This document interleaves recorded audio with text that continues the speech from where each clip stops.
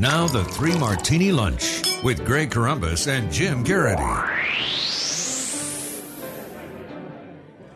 And welcome, everyone, to the Tuesday edition of the Three Martini Lunch. Along with Jim Geraghty of National Review, I'm Greg Corombos of Radio America.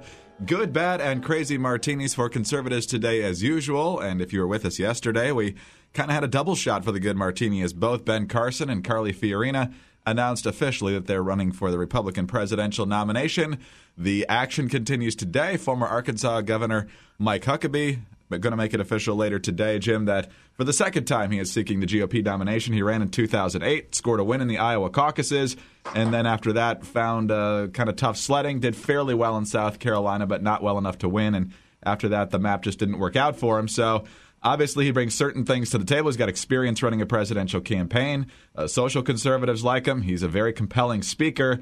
The question is whether he can find the same level of support he got last time, and obviously more if he wants to be the nominee. Those who've been reading me for a long time will know that there are times I have been grinding my teeth or been a little grumpy about things that Mike Huckabee says and does, but two really good things coming out of the Huckabee announcement. One being, when he's good, he's really, really good. His opening video had this, I think it was one of the convention speeches where he comes out and he says, look, I'm not a Republican because I grew up rich. In fact, I grew up very poor. I'm a Republican because I don't want to grow old waiting for the government to help me and lift me up. And I think there's something to that. I think there's a message to a demographic that is perhaps a little too focused or a little too driven down by despair into waiting for the government to improve their lives.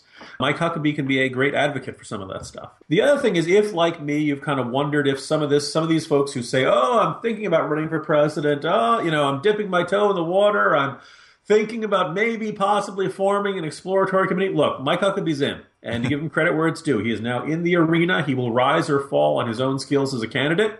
Those of us who had a cynical view that this was all just a big kabuki dance in order to get a bigger TV contract or something like that, look, he is in it. We will see how he does. But I think that he has proven some of the cynics a little bit wrong that, no, this is not just a giant publicity stunt or a book tour. Mike Huckabee wants to be president, and we're going to see how he does. Yeah, and he had a pretty sweet deal at Fox. So when he stepped away, you had to assume this was actually going to happen, and it will happen today. And that will bring the total to 6 Republican candidates officially in the race. So, Jim, only a dozen or more so to go. Yeah. Pat Paulsen, still waiting for a decision from him. Yes, the fact that he's dead doesn't really make that much of a difference. Nah, he probably still filed. All right, on to the bad martini now. And the president yesterday giving a major speech up in the Bronx prior to his appearance on the Letterman show, his final appearance before David Letterman retires.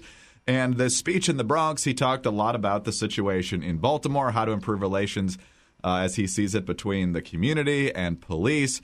And this is a interesting part of the clip where he talks about what he sees as being wrong in many urban communities, and then he doesn't want to actually figure out who's responsible.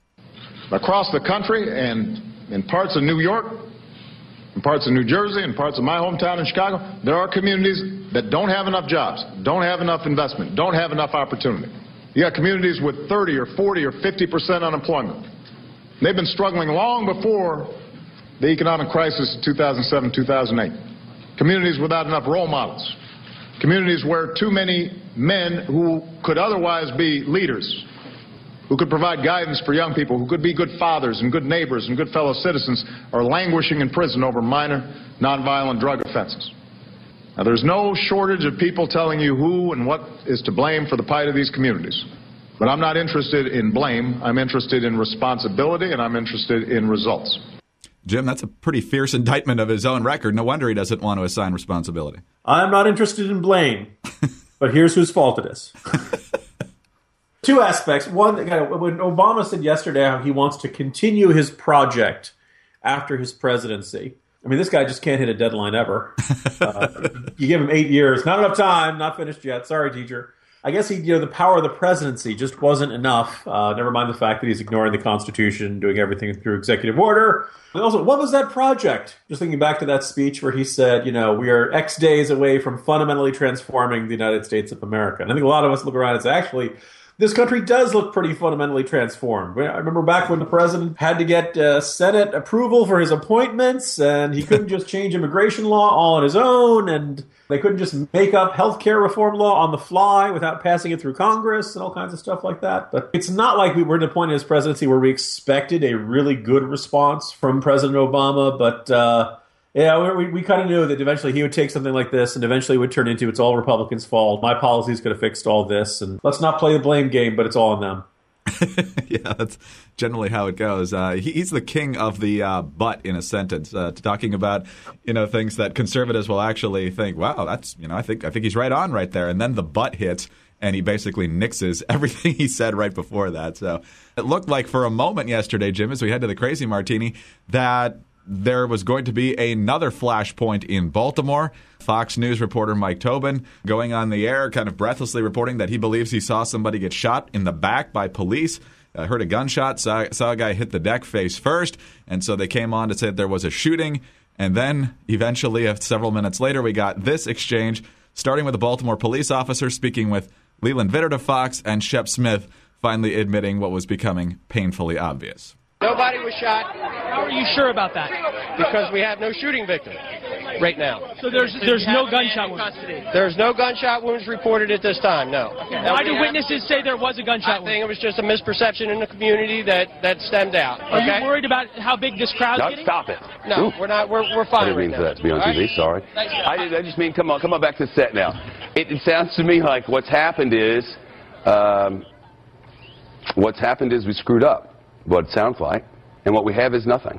Jim, Mike Tobin's been around a long time. He's a good reporter. He goes into some tough situations, including the Middle East. Leland Vittert's been there too. This is just a situation where they clearly thought they saw something. They obviously didn't, and when you don't double check, that kind of egg on your face is what happens. Yeah, you want to give a little bit of credit to him and to Shep Smith for saying, look, we made a mistake, we screwed up. Better to not... But maybe there was a shooting, you make a mistake, just own up to it and be direct about it. We realize you guys are doing live reporting, you're on the scene, it's a tense situation, and mistakes are going to be made. Unfortunately, the consequences of those mistakes can be pretty big. And thankfully, in this case, I didn't hear about any, another round of rioting or something like that. But you have to figure the rumor mill is going to be in full swing in Baltimore for the next week, 2 weeks, God knows how long. And before you put something out there that's going to be considered shocking news and probably in a lot of minds, I'm going to say both emotionally and perhaps even physically incendiary news, you got to check that out. And you look pretty bad if you get it wrong like that. You'd hate to think that someday there'd be a round of violence or an angry response to something that didn't actually happen. So, I guess, again, credit to them for admitting they got it wrong. But, the job is to try to tell us what actually did go on, not what you're hearing may or may not have gone on. Exactly. And you think about what a tough job the police have. The officer that was speaking there says, we don't have a shooting victim right now. I guess that's being accurate. Talk about the expectations for your day. That is not easy. Check back with me later. Exactly. Jim, we'll talk to you again tomorrow. See you tomorrow, Greg. Jim Geraghty of National Review. I'm Greg Corombos of Radio America. Thanks for being with us today. And be sure to tune in again on Wednesday for the next 3 Martini Lunch.